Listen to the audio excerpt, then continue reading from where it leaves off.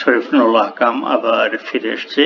এবার একটু কিছু থিওরিটিক্যাল অ্যাসপেক্ট ওয়ার্কিং ক্যাপিটাল ম্যানেজমেন্টের নিয়ে কথা বলবো। কেমন একটা গ্রাফিক্স দেখতে পাচ্ছেন এখানে, এটা আমি যদি এভাবে একটু বড় করে দেখাই, এই জিনিসটা যেটা বলছে যে সময়ের সাথে সাথে আপনার সেলসটা বাড়ছে, সেই সাথে আপনার ওয়ার্কিং ক্যাপিটালের অবস্থাটা কি হবে।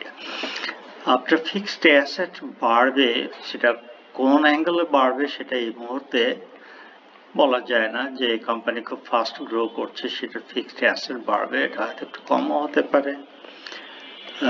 একটু পরে এসে চলে গিয়েছে, আমি এখানেই থাকি এখন। এইটা ওঠানামা করে না, এটা ফিক্সড অ্যাসেট। আর এইখানে একটা পার্ট আছে যেটা আপনার ওয়ার্কিং ক্যাপিটাল মিনিমাম সবসময় আপনাকে রাখতে হবে, না হলে আপনার বিজনেসে আপনি অব্লিগেশন গুলো ঠিক মতো মিট করতে পারবেন না। এইখানে যে ওয়েভে যেটা দেখানো যাচ্ছে সেটা অনেকটা স্পন্টেনিয়াস ফ্লাকচুয়েশন, ডিপেন্ড করে আপনার বলবো যে সেলসের উপরে। আপনার যদি সিজনালিটি থাকে তাহলে কখনো কখনো আপনার ইনভেন্টরি কম হবে। সিজনালিটিতে যখন পিক টাইম তার আগে আপনি ইনভেন্টরি বেশি রাখবেন, ফলে আপনার টোটাল ইনভেন্টরি বেড়ে যাবে। এইখানে যেটা দেখানো হচ্ছে যে সেটা আপনার নিড কত। আপনার একটা নিড হচ্ছে পার্মানেন্ট অ্যাসেটের জন্য, একটা নিড হচ্ছে পার্মানেন্ট কারেন্ট অ্যাসেটের জন্য, এটা ফিক্সড অ্যাসেট, এটা কারেন্ট অ্যাসেট। আর একটা হচ্ছে ট্রানজিটরি, এটা ওঠানামা করে।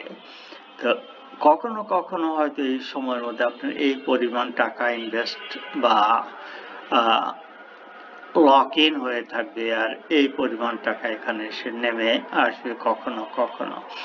আপনি কোন পলিসিতে এই টাকাটা ফান্ড করবেন, এই অ্যাসেটগুলো কিভাবে ফান্ড করবেন। আইডিয়াল হয় যদি আপনি ম্যাচুরিটি ম্যাচ করতে পারেন।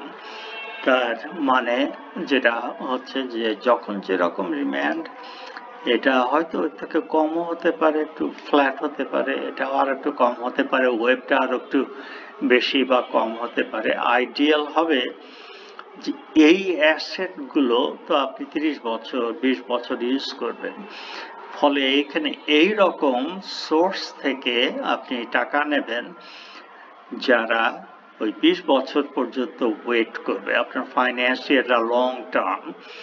আপনি যদি একটা অ্যাসেট কেনেন যেটা 20 বছর টিকবে, তাহলে আপনার লেন্ডার এইরকম একটা এগ্রিমেন্টে আসবে যে 20 বছরের পরে সব টাকা শোধ হয়ে যেতে হবে।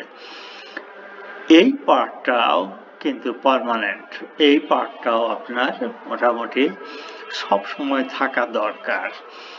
আর এই পার্টটা সম্পূর্ণ যদি টেম্পোরারি ফাইন্যান্সিং হয়, যখন লাগবে তখন নিলেন, টেম্পোরারি ফাইন্যান্সিং আপনার কস্ট হয়তো একটু কম হবে।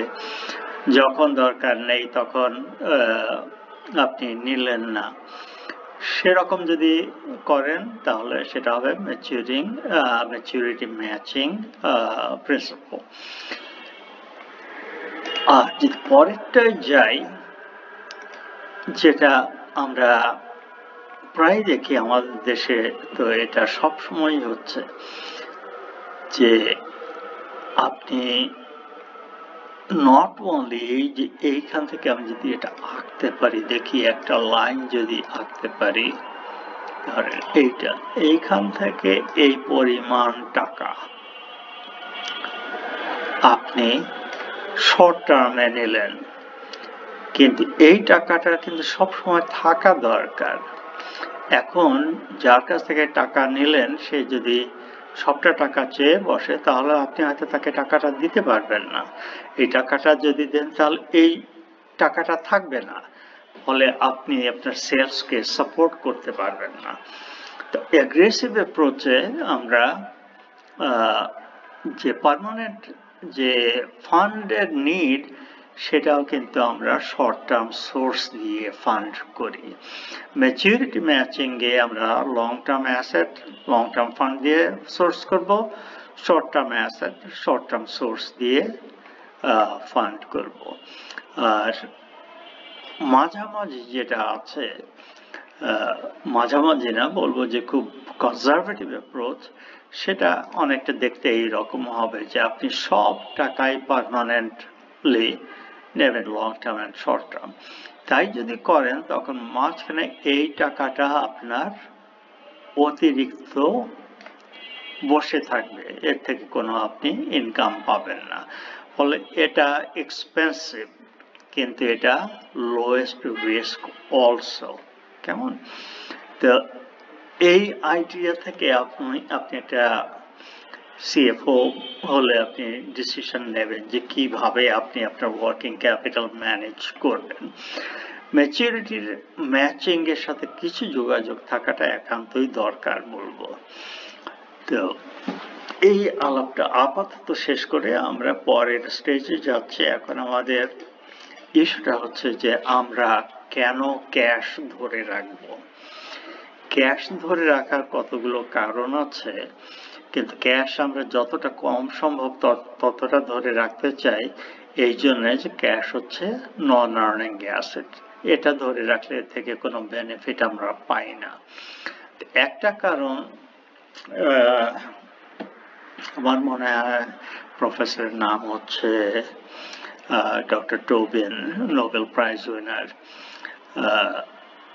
উনি প্রথম দিকে কতগুলো জিনিস ক্যাশ হোল্ডিং নিয়ে অনেক আলাপ আলোচনা করেছিলেন, সেটা প্রায় 50-60 বছর আগের কথা। কেমন? একটা ট্রানজাকশন নেই, আমার তো মাঝে মাঝে জিনিস টিনিস কিনতেই হয়, আমার কিছু টাকা ধরে রাখতে হবে জাস্ট এই বেচা কেনার জন্য। বেচা কেনা বলেন বা কোনো সার্ভিসের জন্য সেটা দরকার হতে পারে। আর একটা হচ্ছে স্পেকুলেশন। স্পেকুলেশন মানেটা কি? বেসিক্যালি এটা একরকম অনেকটা যে আনসার্টেনিটির জন্য আপনি একটা পার্টিকুলার স্টেপ নিলেন। স্পেকুলেশন কথাটা শুনলে অনেকটা জুয়া খেলার মতো মনে হয়। আর এইখানে কথাটা বলা হচ্ছে যে হঠাৎ করে খুব ভালো একটা সুযোগ থাকতে পারে, আসতে পারে আপনার বিজনেসের জন্য, আপনার সেই জন্য টাকা যদি না থাকে তাহলে আপনি সেই সুযোগটা নিতে পারবেন না। আর যদি টাকা থাকে তাহলে সেই সুযোগটা নিয়ে আপনি আপনার ওভারঅল কস্ট কমাতে পারবেন। একটা হচ্ছে লিকুইডিটি, সবসময় আপনার পেমেন্ট অব্লিগেশন রেগুলারলি আসছে, সেই লিকুইডিটি গুলো থাকতে হবে, চাওয়া মাত্র যখনই ডিউ হবে তখনই যেন আপনি এই টাকাটা শোধ করতে পারেন, কখনো ডিলে হবে না আপনার অব্লিগেশন মিট করতে। এটা হচ্ছে প্রিকশনারি। হঠাৎ করে আনএক্সপেক্টেড কোনো কিছু যদি ঘটে যায় তখন আপনি টাকা পাবেন কোথায়?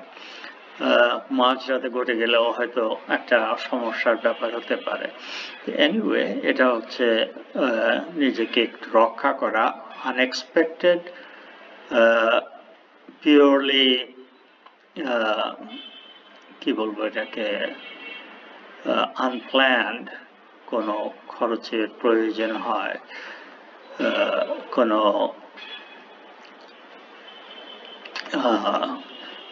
শব্দটা ঠিক মাথায় আসছে না বাংলায়, বিপদে পড়ে যেতে পারেন যদি টাকাটা না থাকে, সেটা হবে প্রিকশনারি হোল্ডিং অফ ক্যাশ। আর আজকাল তো এই নতুন একটা জিনিস, ঠিক নতুন না, চিরকালই আছে কম্পেনসেটিং ব্যালেন্স। এটা হচ্ছে যে ব্যাংক আপনাকে লোন দিলে বলবে যে মিনিমাম এত টাকা ব্যালেন্স সবসময় রাখতে হবে।